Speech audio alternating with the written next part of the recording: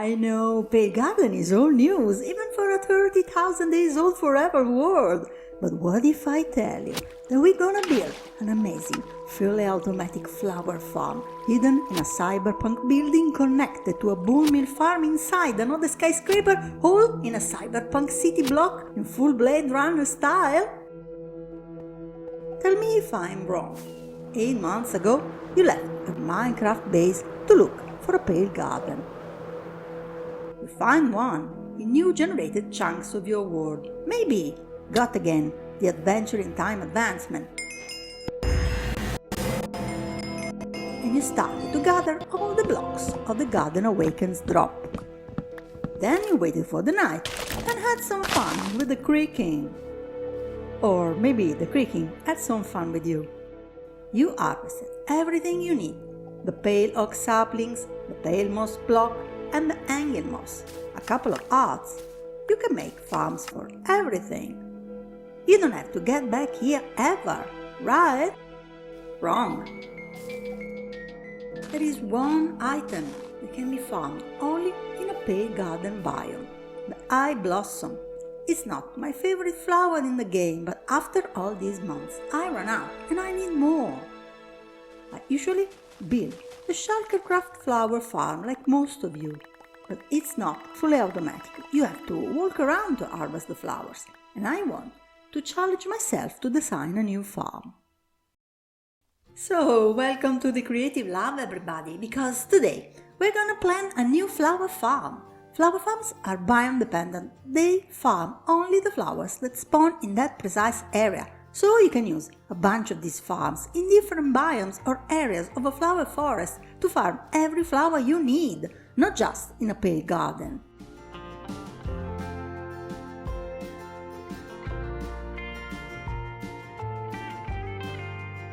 Start with a rectangle of 15 by 11.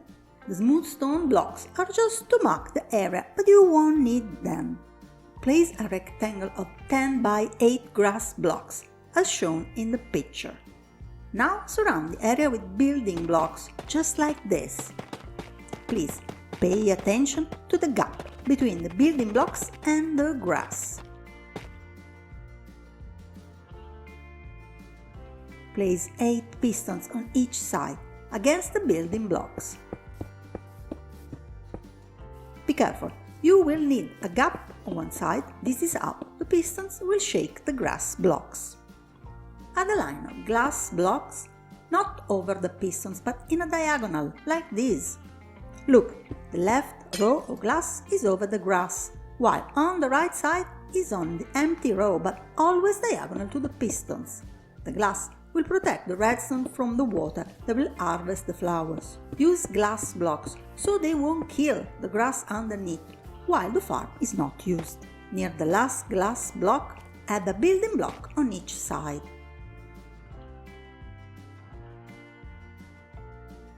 Now place 9 dispensers right above the building blocks.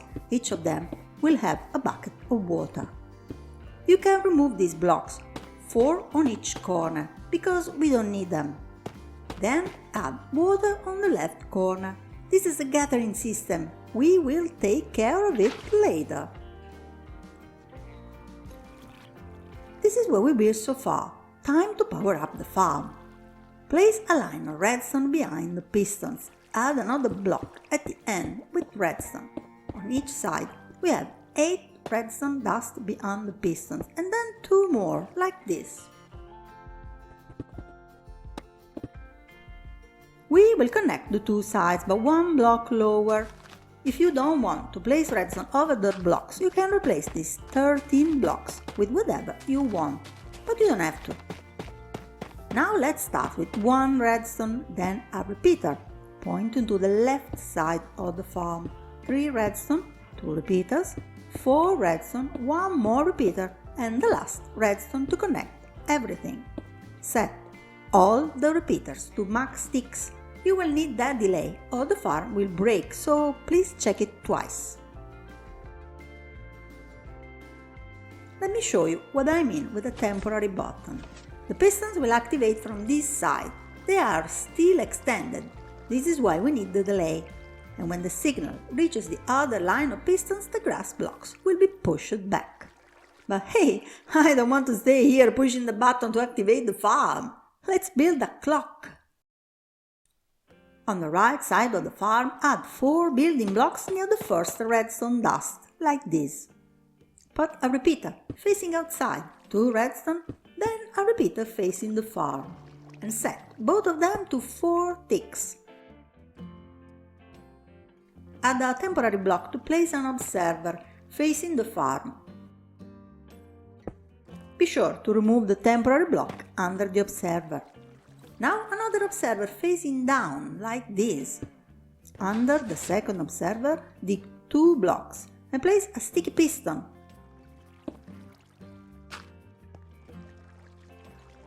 Then, an observer facing the row of pistons. Finally, dig 2 more blocks and place 2 redstone. Then, the lever that will start the farm. Remove the block behind the observer and give the farm a try. If everything is okay, you should have this little earthquake here, nothing else for now. Go back to the grass area and count 5 blocks in diagonal. Dig 2 blocks and place a dispenser facing up. It will bonemeal the grass. Then put the grass block back in place. We need to reach the dispenser, so let's go under the farm from the right side and dig our way through until we reach the dispenser. There it is. Place 2 more observers. One here looking at the grass moving, and the other looking at it and powering the dispenser.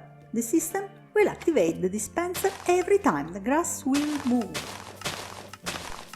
But I promised you a flower farm with a harvest system, so let's put a good use all the dispensers on the top.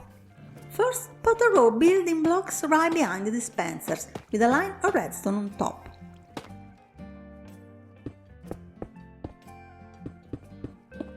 Place 1 more block at the center, then build a square of 3 by 3 blocks.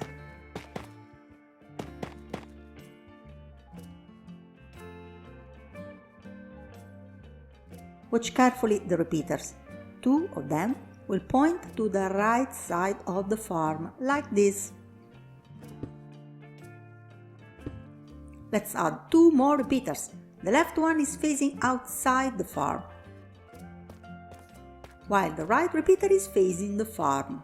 Please check the direction of the repeaters. And again, we need all of them to be on 4 ticks.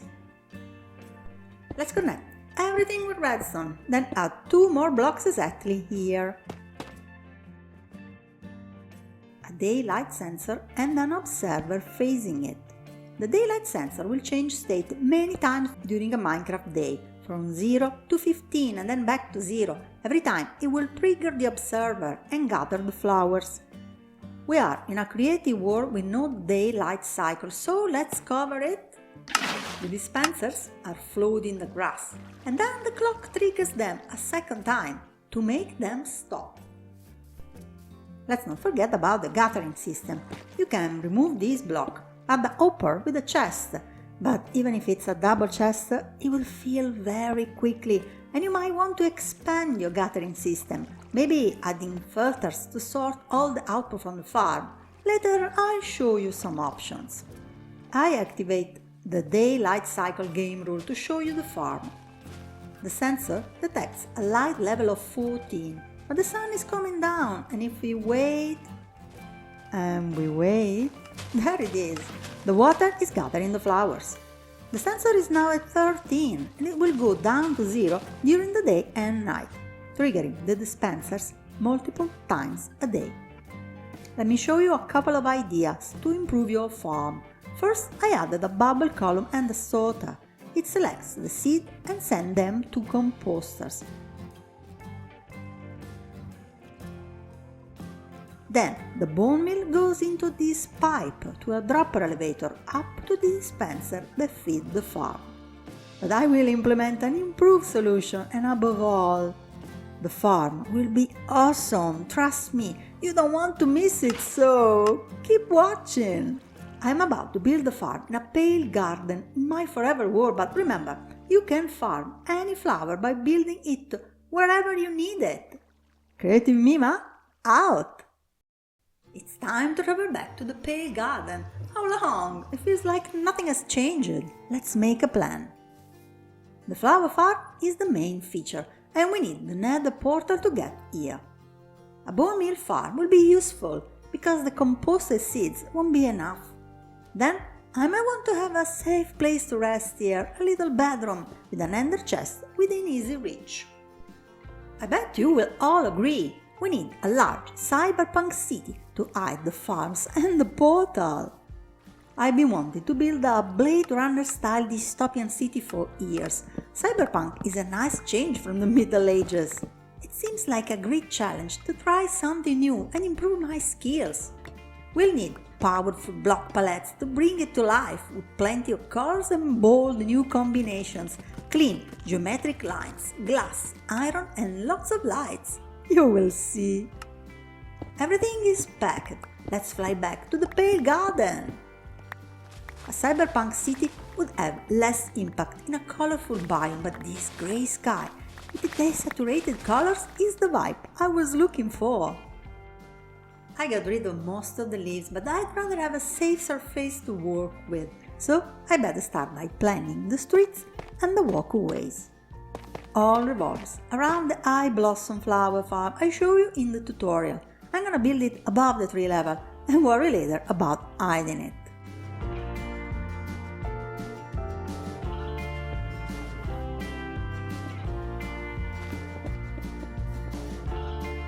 This is more or less the farm that I showed you in the creative world. Let's turn it on, and since we are in a pale biome, by bonemealing grass blocks we got eyeblossom and grass, the drops with seeds. Let's turn it off because it's too noisy, and now we should wait for the daylight to change right now. The dispensers are triggered a second time and stop watering the farm, and the output goes here. Alright, we need a guttering system. I connected the output to a bubble column that will send the items to a sorter. This farm won't produce only eyeblossoms but also lots of seeds that will be composted and sent back to the farm. Let me show you the new features. This is the bone meal stream. It's fed by these composters. This stream over there that will be connected to a bone meal farm, and eventually the player can use this barrel to add some more, like we are doing now. The bone meal goes into the stream, then in that dropper elevator, and finally in the flower farm dispenser. Let's wait for the daylight to change. The bone meal has run out, and it's harvest time. The output goes into a bubble column, and then in the sorter. I'm using 3 filters for the wheat seeds, because the farm can easily overflow. This is what will go so far while tasting the farm. It's probably more than I will need in like forever. But shh, don't ruin this moment for me. Please. The flower farm has a weird shape that I want to hide with a building.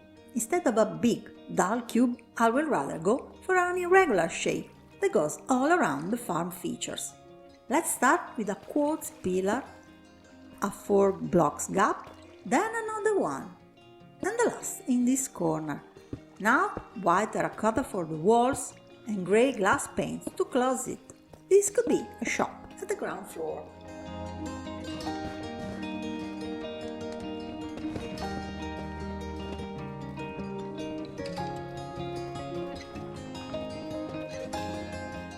Oh, hello buddy. Do you want to help me decorate? Show me where your heart is, would you? I am looking at you, come on! Alright, show me again where you belong. This should be your tree, buddy.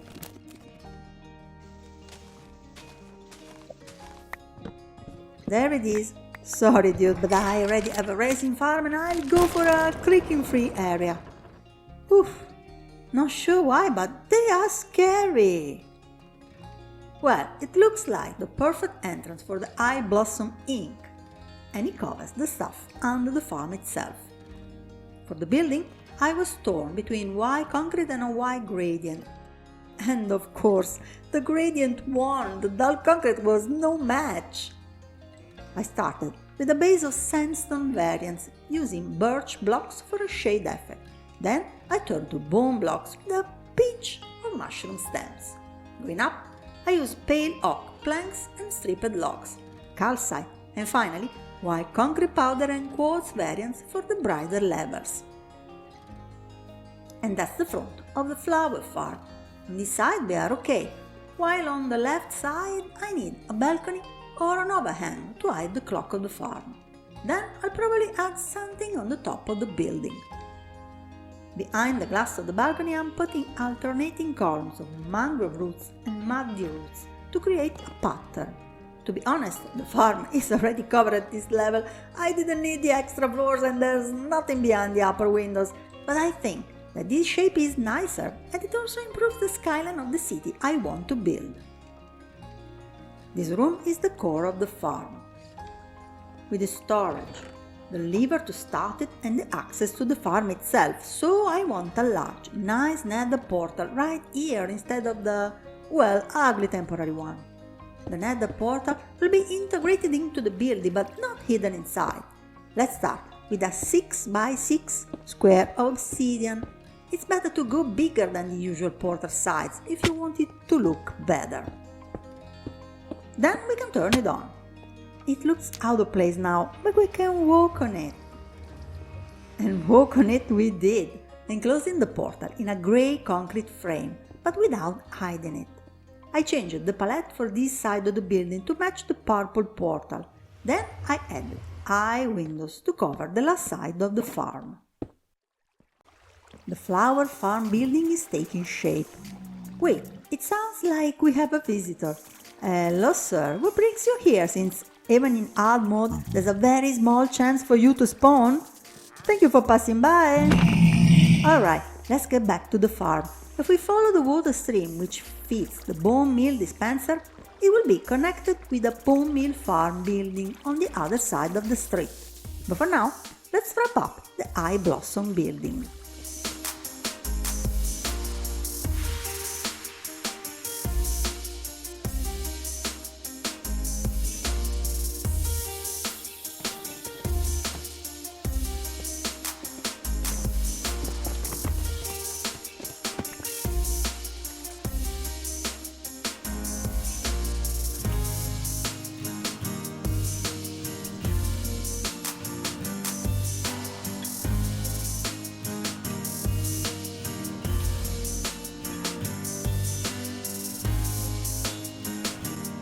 The eyeblossom farm looks fine, but there's still a lot of work to do all around it. I built a landing pad near the portal and we can land gracefully, sorta. Let's flick the lever. As you can see, I put walls and the roof around the farm, even if this section is not visible from the outside. By the way, I still hope that I will add more flowers to this biome. The flower farm should work for them too. Let me show you my cozy corner where to rest from time to time. On the other room, there's the office of the eyeblossom ink with a map art, which reminds me, let's make a map of this area so I can decorate the bedroom. Let's have a stroll on the walkway. Well, this is Eyeblossom Avenue and the trapdoors are tricked by the farm. I didn't see that coming, but I guess it adds to the vibe. This is a busy place, guys. The office is shiny and welcoming, but there's a pale moss at the entrance. It's like they're trying to keep this place safe and clean, but it's clearly a battle that they can't win. This is the back of the building with a nether portal hidden in plain sight. And how is this street called? Subscribe Boulevard? I wonder why they call it like that. But hey, if you enjoyed the video so far, consider leave a like and maybe subscribe. And above all, keep watching because the bone meal farm building is gonna be awesome.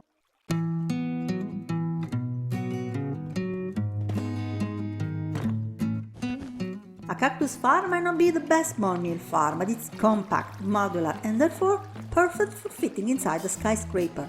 The cactus end up in a composter, and the bone meal is transported in a bubble column up to the pipes of the eyeblossom building in a totally unnecessary but nice long journey.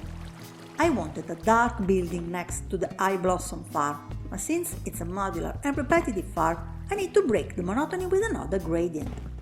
I started with dark brown blocks like spruce logs and dark oak planks. Then turned to dark red blocks like netherrack, red nether bricks and mangrove. Oh, my placing candles is so tedious. Why do they even need a support? But it will be worth it. As I went up, I extended the gradient using brighter blocks, red concrete powder, orange terracotta and finally acacia variants, while the design remains the same and hides more modules of the farm. The bone meal pipe is finally connected to the flower farm, which should be constantly fed.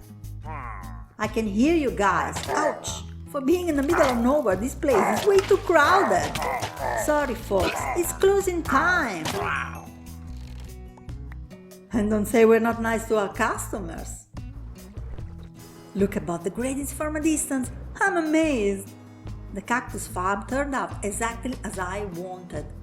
It looks like the top is kissed by the sun while the lower part is in shadow.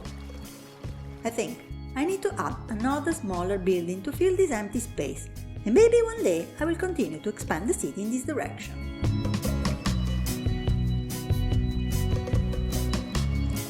Let me be honest with you, the flower farm is done and I added all the features that I needed, but stay with me for a little more to witness how I turn these isolated buildings in the middle of a pale garden into a cyberpunk city block, ready to be expanded with new farms and features.